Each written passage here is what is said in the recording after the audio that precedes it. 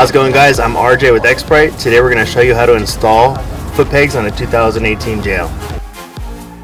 What we're going to do first is remove this plastic cover right here. Once that's removed, you'll expose this harness and you'll be able to unclip that as well. Next thing you want to do is unbolt this lever right here.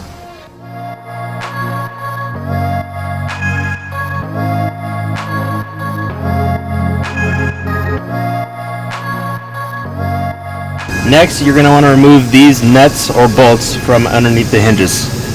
Both of them. Once all those steps are accomplished, you'll be able to just lift the door right up. They're pretty light. This is our American foot peg for the JL.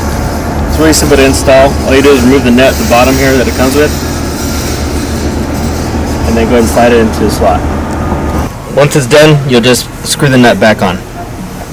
Suggest using a wrench to tighten it down.